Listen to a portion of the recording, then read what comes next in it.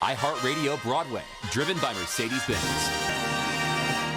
The Shark is Broken is a play about three very famous, very ego-driven, very big personality actors, Richard Dreyfuss, Roy Scheider, and Robert Shaw, on the set of the filming of Jaws. And the entirety of the play takes place in between the takes of filming of Jaws. So there's no real Jaws in the movie aside from the Indianapolis speech that everybody is familiar with. But for the most part, it's just us waiting to film. And for those of you who didn't know, the filming of Jaws took 100 days over what they thought it was going to take. So the tension and all of the fighting and all of the love and passion and conversations that took place are all represented on stage in a really interesting, funny, gritty, very dangerous kind of way. All takes place on the set of the Orca, the boat that the fellas go to hunt the shark in. And so we're constantly in this very tiny little room. And so it makes for some very, very, very tense and dangerous kind of drama. Doing a play is something I've wanted to do for a very long time. I've spent the last 15 years, God, I'm old, doing musicals, which has been amazing, and I will never, ever, ever, ever not want to do them.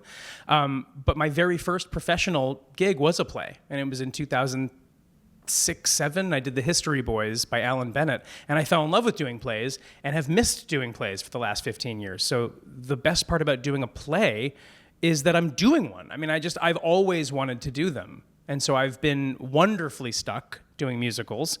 So I'm getting this lovely little moment to do something I really, really wanted to do at this time. Yeah, it's interesting because I think that doing a musical is something I'm very familiar with and very comfortable with. And I think doing a play is extremely uncomfortable because I don't have the crutch of singing or moving around or doing some sort of like Beetlejuice School of Rock kind of like crazy performance that can kind of mask whatever might not be there. And so to do the play just feels like doing this trapeze with like no net. And so you have to really focus, and there's a lot of work and a lot of research and a lot of extracurricular work that I found to be really thrilling and extremely hard. Not to say musicals aren't hard, but plays are hard. There's been a lot of challenges, and I say that in a positive way. But I think the biggest challenge for me was trying to get this accurate, because I'm playing a real person who's alive. And I'm playing him from the 70s, but he's still here. I mean, there's a very big potential that he'll see the show and have some thoughts on it. And Steven Spielberg in the same way of just coming to see a show that is based on a real thing. So my biggest challenge was trying to get this performance as accurate and as dramaturgically right as possible. So the mannerisms, the tics, all of the thoughts, all of the movements, the posture. And so I think I've done a really good job, but it is a constant kind of reminder challenge to kind of keep it that way. I've never met him. If he comes to see the show, I have to imagine I'll take the opportunity to say hello. But we have had a couple of people from the movie come, sort of the smaller characters. We have some of the side characters come to see the show, and they've loved it. This collaboration had to be safe, and it had to be collaborative. It had to be so tight because it's the three of us in such a small space that the trust had to be there pretty much right away, and thankfully it was. I've known Colin for a long time. We've never worked together. And then Ian is this magnetic force that when you watch him on stage, it's like impossible to not feel like a fraud. He's so good. And the collaboration has been incredible because we've trusted each other right from the jump, and we've asked a lot of questions, and we've had a lot of questions answered, and we've come out on the other side of it, I think, with a really unique version of this story that I think you really can't see anywhere else. I'm 36 years old, so when I first saw Jaws, I was way too young to see it, and I blame my parents, thanks, Mom, Dad, for showing me a film that has kept me out of the ocean and water forever, and will probably keep me out of the water forever. But yeah, huge fan. I'm a big horror fan, big thriller fan. I've become a much bigger Jaws fan now because of this show, and so I've watched it a lot and really understood and appreciated it a lot more. But yeah, I mean, I think that I'm just a big monster movie, thriller, horror fan anyway, so this is totally up my alley. Would I ever go cage diving with sharks? It's not even the would I, it's how many millions of dollars someone would have to pay me to do it. And I don't even know if there's a number. $50 million, and I would do it.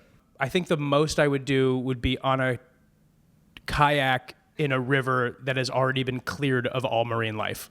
Yeah, what are you trying to break news here? What are you trying to I have no controversial thoughts on Spamalot. I had a great time doing it at the Kennedy Center. I'm thrilled it's coming to Broadway, and I can't wait to see it.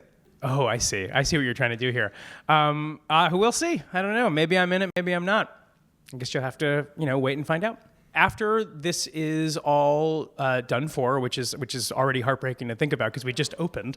No, but it's the nature of theater is that it shows open and close is the two things that they do inevitably.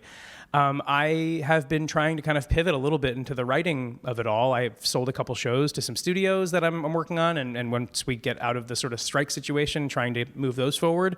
But right now, I wrote a play that is getting a couple of workshops that have been done. It's called Everything is Fine, and we just did an industry workshop in the city directed by Cynthia Nixon, which was like so wild, and she's been an incredible collaborator.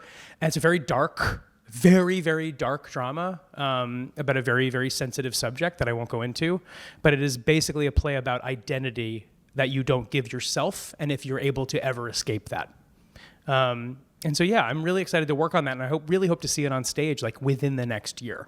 iHeartRadio Broadway, driven by Mercedes-Benz.